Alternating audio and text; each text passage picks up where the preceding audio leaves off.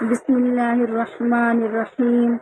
پچھلی چند آیتوں میں اللہ رب العزت کے وجود، توحید اور رسالت کے واضح دلائل اور منکرین اور مخالفین کے باطل خیالات کی تردید کا ذکر تھا۔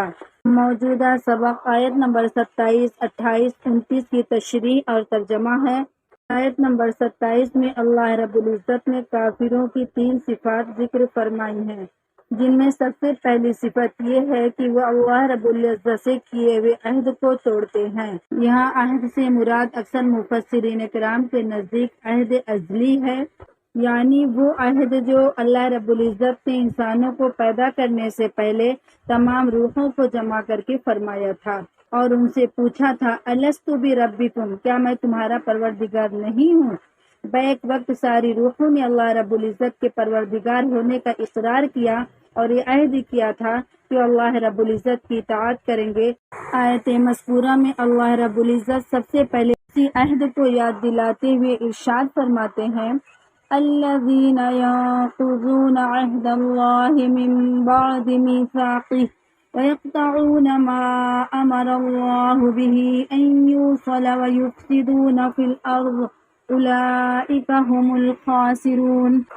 جس کا لفظی ترجمہ یہ ہوگا الذین، جو لوگ ینقضون توڑتے ہیں، عہد اللہ، اللہ کا وعدہ، من بعد سے بعد، میثاقہ پختہ اقرار، وَيَقْطَعُونَ اور کاٹتے ہیں، ما امرا جس کا اللہ حکم دیا، اللہ رب العزت نے، بھی اس سے، ان یوصل کہ وہ جوڑے رکھیں، ویفسدون اور فساد کرتے ہیں، فی میں الارض زمین، اولئک وہی لوگ، ہم وہ سب، الخاسرون نقصان اٹھانے والے ہیں۔ آیت مذکورہ کا مکمل ترجمہ اس طرح ہے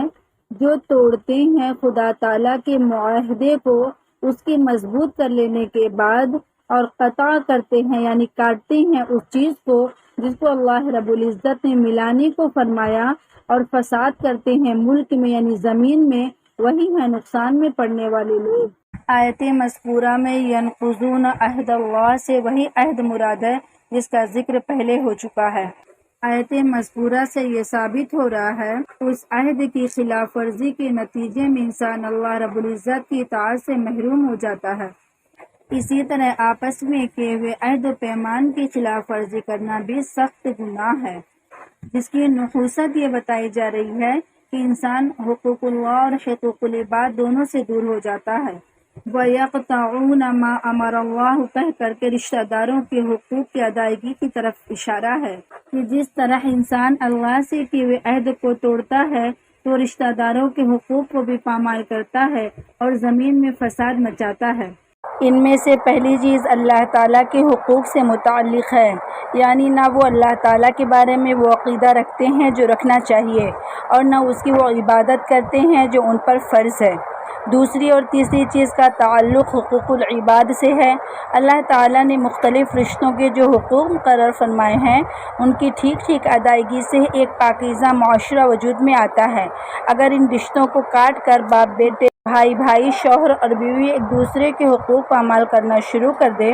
تو خاندانی نظام تباہ ہو جاتا ہے، جس کا لازمی نتیجہ فساد کی صورت میں ظاہر ہوتا ہے۔ آیت نمبر 28 میں اللہ رب العزت کے ان انعامات اور احسانات کا ذکر ہو رہا ہے جو ہر انسان کی ذات اور نفس کے اندر موجود ہے، کہ پہلے وہ بے جان ذرات کی صورت میں تھا، پھر اس میں اللہ رب العزت نے زندگی پیدا فرمائی۔ اسی طرح آیت نمبر 29 میں ان عام نعمتوں کا ذکر ہے جن سے انسان اور تمام مخلوقات فائدہ اٹھاتی ہیں، وہ بھی انسان کی زندگی اور اس کو باقی رکھنے کے لیے ضروری ہیں، کہ ان میں پہلے زمین اور اس کی پیداوار کا ذکر کیا گیا، پھر اس کے بعد آسمانوں کا ذکر کیا گیا جن کے ساتھ انسان کی زندگی اور حیات کا دار و مدار ہے۔ آیت مذکورہ میں اللہ رب العزت ارشاد فرماتے ہیں کیف تکفرون باللہ وکنتم امواتا فاحیاکم ثم یمیتکم ثم یحییکم ثم الیہ ترجعون هو الذی خلق لکم ما فی الارض جمیعا ثم استوى الى السماء فسواہن 7 سماوات وهو بكل شیء علیم۔ دونوں آیات کا لفظی ترجمہ اس طرح ہے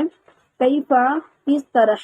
تکفرون تم سب کفر کرتے ہو، باللہ اللہ کے ساتھ، وکنتم اور تم سب تھے، امواتن بے جان، فاحیاکم تو اس نے تمہیں زندگی بخشی، ثم یمیتکم پھر وہ تمہیں مارے گا، ثم پھر یحییکم تمہیں زندہ کرے گا، ثم پھر الیہ اس کی طرف ترجعون لوٹائے جاؤ گے۔ ہوا وہی ہے، الذی جس نے خلق پیدا کیا، لکم تمہارے واسطے تمہارے لیے، ما جو کچھ ہے، فی الارض زمین میں، جمیعاً سب کے سب یعنی سب کچھ، ثم پھر استوا وہ متوجہ ہوا ارادہ کیا، الی طرف، السماء آسمان، فسواہن برابر کر دیا ان سب کو یعنی درست کر دیا برابر کر دیا، سبع سماوات سبع سات سماوات آسمانوں کو، ساتوں آسمانوں کو، اور ہوا وہ بکلی ہر ساتھ شیئن چیز کے، علیم خوب جاننے والا یعنی علم رکھنے والا ہے۔ آیت نمبر 28 کا مکمل ترجمہ اس طرح ہے، کس طرح تم کافر ہوتے ہو اللہ رب العزت سے، حالانکہ تم سب بے جان تھے، پھر زندہ کیا اس نے تم سب کو، پھر موت دے گا تم سب کو، پھر زندہ کرے گا، پھر تم سب اسی کی طرف لوٹائے جاؤ گے۔ اسی طرح آیت نمبر 29 کا مکمل ترجمہ یہ ہے، وہی ہے جس نے پیدا کیا تم سب کو یعنی تمہارے واسطے جو کچھ زمین میں ہے سب کا سب، پھر ارادہ کیا آسمان کی طرف تو درست کر دیا یعنی برابر کر دیا ان کو سات آسمانوں میں، اور اللہ رب العزت ہر چیز کو جاننے والا یعنی خبردار ہے۔ ان دونوں آیات میں غافل انسان کو توجہ دلائی جا رہی ہے کہ وہ کائنات کی جتنی چیزوں سے فائدہ اٹھاتا ہے سب اللہ تعالیٰ کی عطا کی ہوئی ہے، ان میں سے ہر چیز اس کی توحید کی گواہی دے رہی ہے، اس کے باوجود اس کے ساتھ کفر کا رویہ اختیار کرنا کتنی بڑی ناشکری کی بات ہے۔ اس آیت میں اللہ رب العزت نے اپنے اس انعام اور احسان کا ذکر فرمایا ہے جو ہر انسان کے اپنی ذات سے متعلق ہے اور جو سارے انعامات احسانات کا مدار ہے، یعنی زندگی، دنیا و آخرت، زمین آسمان کی جتنی نعمتیں انسان کو حاصل ہیں وہ سب اسی زندگی پر موقوف ہیں۔ زندگی نہ ہو تو کسی نعمت سے فائدہ نہیں اٹھایا جا سکتا۔ زندگی کا نعمت ہونا تو ظاہر ہے،